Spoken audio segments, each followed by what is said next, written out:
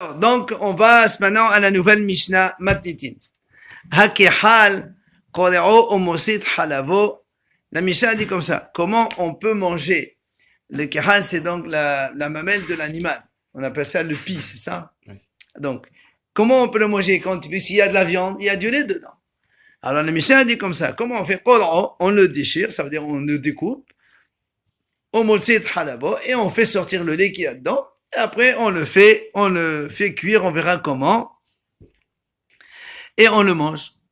Maintenant, la Mishnah a dit, l'okelao. S'il n'a pas, donc, fait des coupes il n'a pas coupé, il a laissé comme ça entier, et il l'a fait cuire. Et non, on va l'alab. Il n'y a pas de péché sanctionnable. Pourquoi? Parce que Hachamim disent, on ne, l'interdiction bassab et halab, c'est quand le lait, il était dehors, et la viande, on les a mélangés ensemble. C'est là où la Torah dit, mais là, comme le lait, il est dedans, d'accord? C'est pour ça qu'il dit que, on prend pas malkout pour ça. Viens la Mishnah continue. Halev, le cœur maintenant, le cœur de l'animal aussi, comment on fait? Il dit, parce que le cœur, en général, comme le cœur, il est plein de sang. Normalement, le cœur, il bat, il fait donc circuler le sang. Dès qu'on fait la shrita de la bête, tout s'arrête. Donc, le cœur, il est plein de sang dedans. C'est pour ça qu'il dit la même chose. Comme si on veut le cachériser pour le manger ou le faire griller, on le fondit, donc, on le coupe et on fait sortir le sang. Et là aussi, la Mishnah dit, si on n'a pas, donc, coupé, le cœur en deux ou en trois, donc pour en sortir le sang, et on a laissé le sang là-bas, eh bien, et on n'est pas, donc, hayav karet, parce que nous, on sait que celui qui mange du sang, c'est hayav karet, et on verra dans l'agma, on va expliquer qu'en fait, puisqu'on parle ici d'un cœur d'une volaille, d'un poulet, qu'il est tout petit, il n'y a pas qu'ezait d'âme là-bas. C'est pour ça qu'on n'est pas en ben alav. Amara.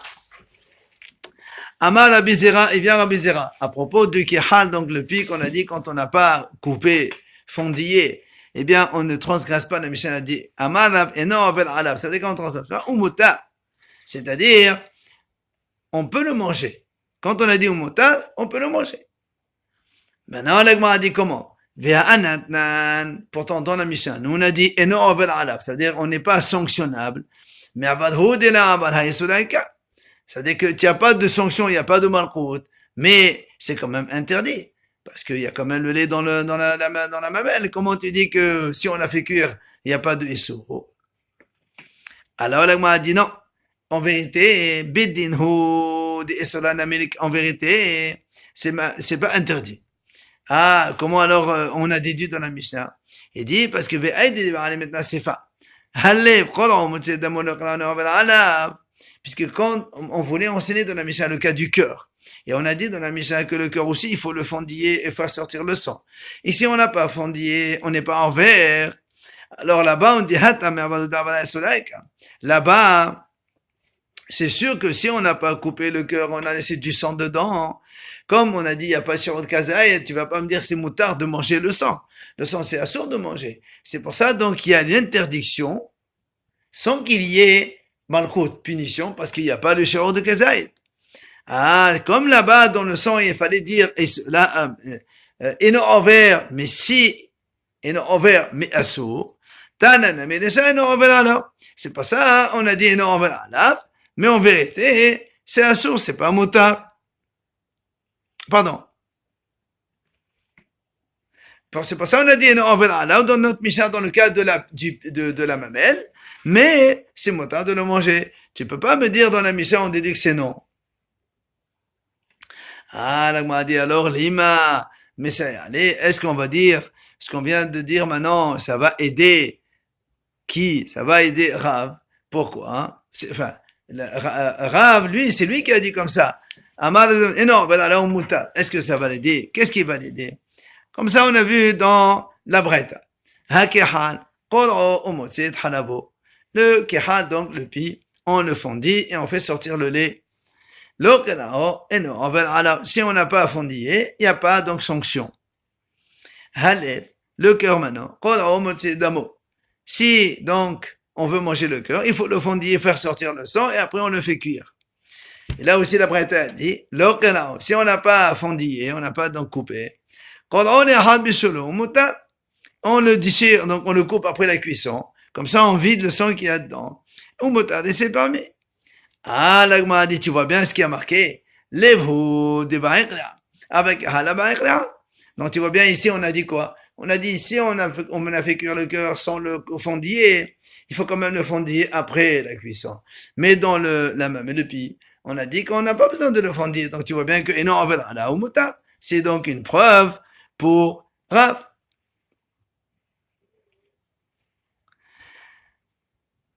Alors, l'agma dit non, je peux te repousser. Pourquoi? Comment? Dis-moi, je vais te dire comme ça. Peut-être qu'on peut dire comme ça. Peut-être que dans le cœur, quand on a dit, si on a fait cuire avant de le fondiller, on peut le fondiller après avoir cuit et on le mange. Avec la peut-être que le pied, lui, même si tu le fondilles, ce sera même pas moutard de le manger après l'avoir fondillé. C'est-à-dire, si on a fait cuire avant de le fondiller, peut-être que c'est quand même assourd. Donc, tu n'as pas une preuve pour ça. Maintenant, il y a une autre version différente. Ce qu'il a dit Rabbi Zera de Rav, c'est si on a fait cuire le kehad, donc le pi, sans l'avoir fondillé, on n'est pas en venala, mais c'est quand même assourd de le manger. Il n'y a pas de sanction, mais c'est assourd. Et là, l'Agman ramène et dit comment? Est-ce qu'on va dire aussi les mamsayalé? Donc notre Mishnah, elle va aider ce qui vient de dire Rav. Pourquoi? Dans la Mishnah, on a dit Eno venala. Donc à propos du pi, mais c'est pas ça qu'on dit, nous on déduit comme ça. Il n'y a pas de sanction, c'est-à-dire il n'y a pas de donc malchoute, mais mais il y a quand même une interdiction, donc ça soutient ce qu'il a dit Rav que c'est interdit. Alors là aussi, l'Agman repousse et dit non. En vérité, je peux te dire dans le pi que si on a fait cuire sans le fondiller, et on a dit on n'est pas en verre, mais c'est aussi assourd. Pardon, et sur un amélika, c'est motard de le manger. Et alors, pourquoi tu dis, on verra là où sous-entendu que c'est assourd? Il dit non. Parce que, puisqu'on avait besoin d'enseigner dans la Sefa sur le cœur, et on a dit là-bas dans la Sefa, on a dit que le cœur, il faut le fondiller, faire sortir le sang et après le faire cuire. Et là-bas, on a dit, si on n'a pas fondillé, eh bien, on ne transgresse pas.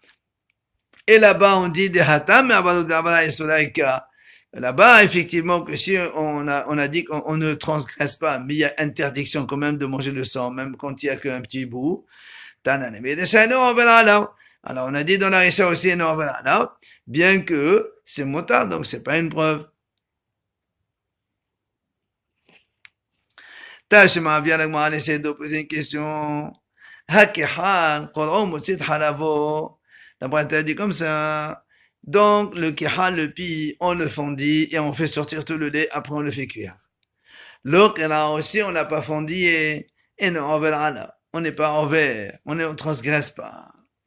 Halev, la même chose pour le cœur, il faut le fondiller pour faire sortir le sang et après on le fait cuire. L'autre, là, si on n'a pas fondillé, là-bas, la Braïta dit, on le déchire après la cuisson, et là, c'est moutard, on peut le manger. Alors, l'Agma a dit dans ce cas-là, les-vous, on va déduire la chose suivante. Les-vous des baïkléa, avant que halo baïkléa.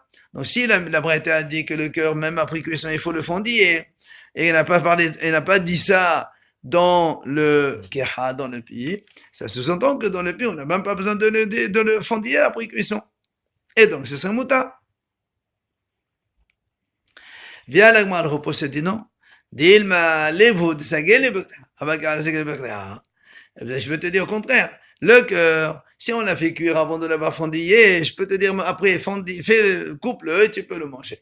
Mais le pi, si tu l'as fait cuire sans fondiller, c'est terminé, il n'y a plus de possibilité de le manger après. Donc c'est pas un soutien. Tania Kileshana Kamadera. La Braïta nous ramène ici comme la première version qu'on a vue sur Rav, comme quoi il a dit qu'est-ce qui a marqué? si on a fait cuire le pi avec son lait à l'intérieur, donc on n'a pas vidé du son lait, il est permis.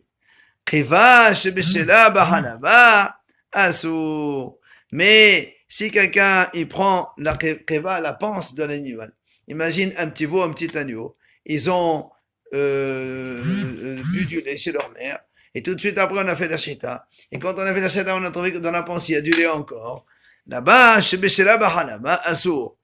et on a dit que si on fait cuire la panse avec du lait dedans, c'est interdit. Quelle est la différence? Pourquoi pour le pi, tu as dit que si on a fait cuire son lait, c'est motard, et la panse, on a dit que c'est assourd. Alors, on répond, Zé kanous bimerav, vezé en kanous bimerav. On m'a dit, c'est pas shoot. Dans la panse, le lait, il est dans ses intestins. Donc, c'est pour ça qu'il s'appelle déjà du lait, puisqu'il a été bu. Alors, comme il est sorti donc de sa production, de sa place habituelle du sein, de la mamelle de la bête, donc c'est pour ça qu'on a dit là-bas il faut le déchirer, il faut le couper. Donc, par contre le kahal, c'est le canus bimerav. Tant que le lait n'est pas sorti encore donc de la mamelle, il est encore dans sa zone là-bas. Alors on peut dire que c'est pas encore, ça s'appelle pas encore du lait. Il est encore dans la mamelle, ça s'appelle pas du lait. C'est pour ça qu'on a dit on peut le laisser. Enfin, si on a fait cuire avec du lait, c'est motard. Viens l'agma dit, comment on fondit le kehal, puisqu'on a dit que le pi pour le manger, il faut le fondiller et après sortir le lait. Amar Rabbi Yehuda, il dit Rabbi Yehuda, en fait, comment on fait? On prend le pi, on le coupe chez Tevael, donc on croit, et après, taho bakotel, on le tape fort contre le mur, comme ça on fait sortir tout le lait qu'il y a dans la mamelle à l'intérieur. Et là, on nous ramène ici, Amal et Rabbi Azar et Shamay. Rabbi Azar, on raconte comme ça une histoire. Il a dit à son serviteur, Kerali wa ana echol. Fondis le kahal, que je puisse manger. C'est-à-dire, va fondiller le kahal et tu me le fais griller et je mange. Alors, il m'a dit, qu'est-ce que tu vas nous apprendre à Belazar? Matitini, le Mishnah a dit, il le fondit, il le fait cuire. Alors, non. Il dit non, Rabbi Elazar, il t'apprend beaucoup de choses. Nous, dans la Mishnah, on a dit, donc, comment on le fondit? Il faut le fondiller en croix, plus le taper contre le mur pour le éviter. Lui, il dit non, déchire-le un seul trait, ça me suffit, et il peut le manger. D'ailleurs, il n'a pas besoin ni de faire en croix, ni de le taper contre le mur. C'est pour ça que Rabbi Elazar, il nous apprend quelque chose. Bien, l'Agma dit, Amnale Yalta le Rav Nachman. Yalta, c'est la femme de Rav Nachman. Elle lui a dit la chose suivante. Merde, c'est vrai. Kol de asanan rahamana, sharanan kevate. Tout ce que la Torah nous a interdit, elle nous a autorisé la même chose à côté. Et elle donne ici, elle lui dit des exemples. Comment? Asalan dama, sharanan kavda. La Torah nous a interdit le sang. Elle nous a permis de manger le foie. Le foie, c'est que du sang à l'intérieur. Nida dam tohar.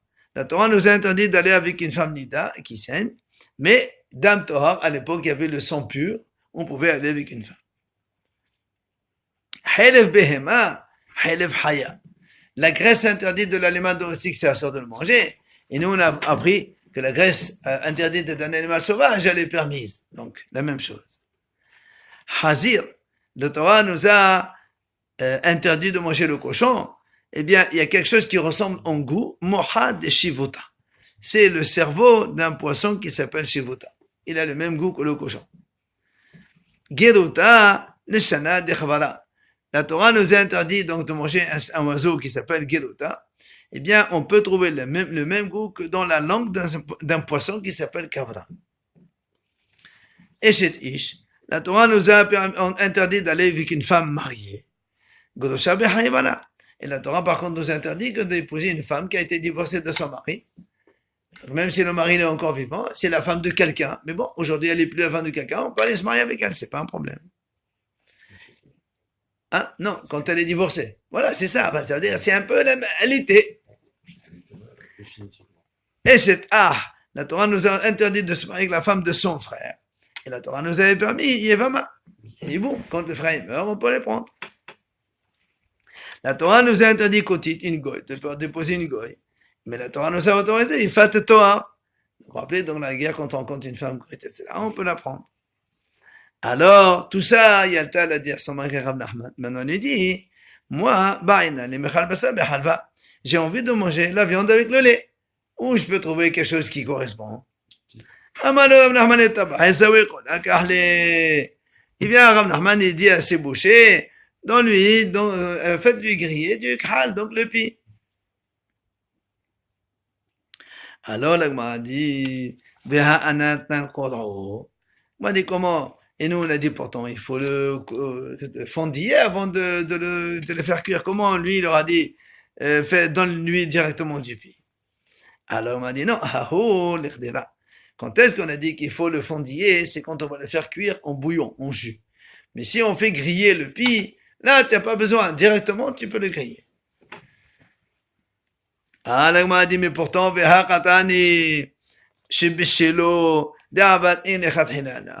pourtant, la m'a dit, pourtant, dans la Bretagne, on a dit comme ça, il va chez l'eau, ça veut dire, si, il a fait cuire dans le halolé, c'est a posteriori. Mais ça veut dire que, a priori, il faut pas cuire comme ça le pi avec le lait dedans. Il faut d'abord le fondiller avant. Alors, on m'a dit, non. En vérité, on peut même faire cuire a priori le pi avec son lait, comme on a dit. On a le droit de le griller sans aucun problème. Maintenant,